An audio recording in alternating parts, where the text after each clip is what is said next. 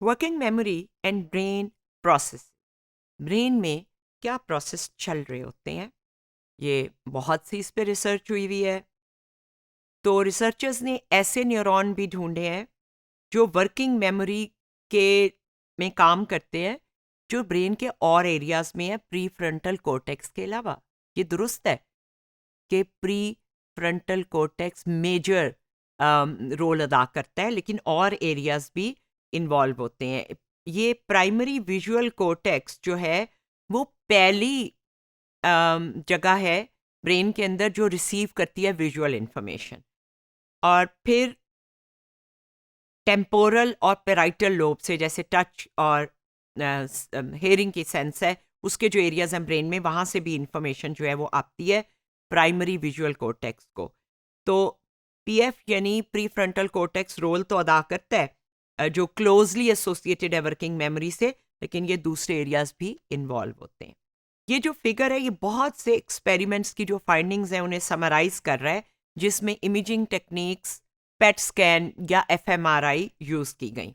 इसमें brain activity human beings की देखी गई है, और ह्यूमन बीइंग्स की एक्टिविटी आपको ये बता रही है कि जहां रेड है वहां वर्बल इंफॉर्मेशन और नंबर्स की जो इंफॉर्मेशन थी जब दी गई तो वहां पे एक्टिविटी हो रही थी।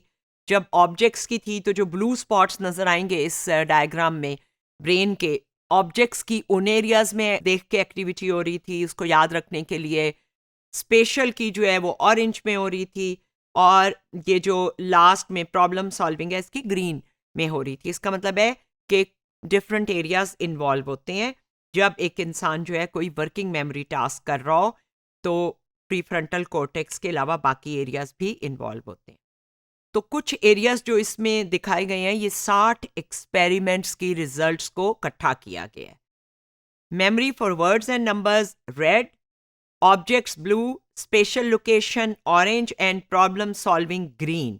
तो इस डायग्राम को बताने का मकसद ये है कि ये 60 एक्सपेरिमेंट्स के रिजल्ट को इकट्ठा करके आपको बता रहा है कि इन सारे एरियाज में ये मुख्तलिफ काम हो रहे होते हैं, और ये सब मेमोरी को ज़रूरत होती है इन सब काम करने में। आखिर वर्किंग मेमोरी वर्क कैसे करती है, उसके प्रोसेसेस क्या हैं? सेंट्रल एग्जेक्टिव जो है वो अटेंशन फोकस करता है, जो कोई काम करने के लिए इंपॉर्टेंट है उस वक्त आपकी। अगर आपने काउंटिंग करनी है या पहाड़ा याद रखने के लिए याद कराना है अपने आप को, उसी पे फोकस करेगा, वो उस वक्त एबीसी पे फोकस नहीं करेगा, और इररेलेवेंट जो है उनको इग्नोर करता है। वोगल और कोरीग्स ने इवेंट रिलेटेड पोटेंशियल के जरिए एलोकेशन ऑफ अटेंशन को स्टडी किया। उन्होंने इनकोडिंग ऑफ आइटम्स के लिए रिस्पांस रखी। तो इसका मतलब ये था कि अगर ईआरपी यानी इवेंट रिलेटेड पोटेंशियल जो रिस्पांस है वो जितनी ज़्यादा है, उसका मतलब है उतनी ही ज़्यादा स्पेस वर्किंग मेमोरी में यूज़ हो रही है। अब उनकी टास्क में ये था कि पहले वो क्यू देते थे और फिर पार्टिसिपेंट को कहते थे कि लेफ्ट साइड ये जो मेमोरी और टेस्ट डिस्प्ले है उनके ऊपर तवज्जो दें, और उनको बताना था कि जो रेड ट्रायंगल्स हैं जिसको वो अटेंड कर रहे हैं वो एक दूसरे से मुख्तलिफ डायरेक्शन में है या सेम। तो ए में ये आपको डिस्प्ले दे रहा है 2 रेड रेक्टेंगल्स हैं, जबकि बी में 2 ब्लू वाले भी उन्होंने ऐड कर दिए हैं। अब उनको एक्चुअली ब्लू को इग्नोर करके सिर्फ रेड के बारे में जवाब देना है, इररेलेवेंट इंफॉर्मेशन को इग्नोर करना है। तो उन्होंने पार्टिसिपेंट्स के 2 ग्रुप बनाए, एक वो जिनकी परफॉर्मेंस जो पहले से करके देखा उनको, जो हाई मेमोरी वाले ग्रुप था उनकी कैपेसिटी ज़्यादा थी, वो number of items working memory में ज़्यादा रख सकते थे, और लो जो है उनकी वर्किंग मेमोरी की कैपेसिटी कम थी। इस तजर्बे का नतीजा क्या है? की फाइंडिंग ये है कि जब रेड ट्रायंगल्स थे तो हाई और लो कैपेसिटी वाले ग्रुप की परफॉर्मेंस में ज्यादा फर्क नहीं था। ये जो आप लेफ्ट पे देख रहे हैं 2 रेड जहां पे थे।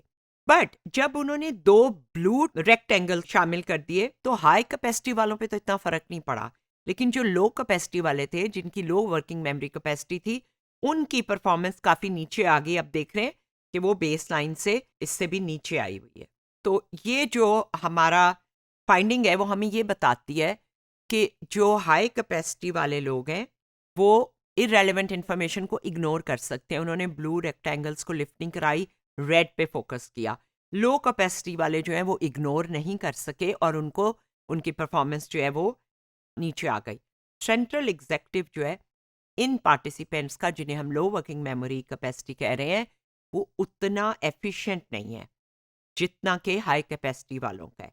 कंक्लूजन, कुछ लोगों का सेंट्रल एग्जेक्टिव दूसरों से बेहतर होता है, ज्यादा अच्छी तरह अटेंशन दे सकता है। ये क्यों अहम है?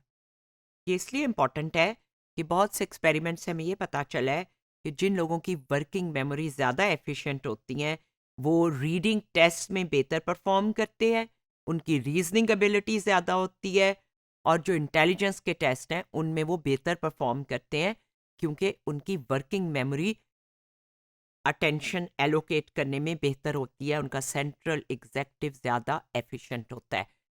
आप इसको देखें, इसकी कितनी इंपॉर्टेंस है। आप जितने एडमिशन के टेस्ट, चाहे वो आर्मी के हों, चाहे इंजीनियरिंग या मेडिकल के हों, वो देते हैं।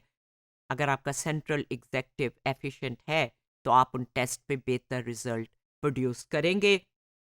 रीडिंग स्पैन का टेस्ट इसी पे बेस करता है कि जब हम स्टोरेज करते हैं और प्रोसेसिंग करते हैं वर्किंग मेमोरी के ज़रिए, तो हमारा रीडिंग स्पैन उसके मुताबिक ही होता है। कॉम्प्रिहेंशन के जितने टेस्ट हैं कि किसी चीज़ का मतलब क्या है, उस सब में सेंट्रल एग्जेक्टिव एफिशिएंटली काम करना उसका बहुत अहम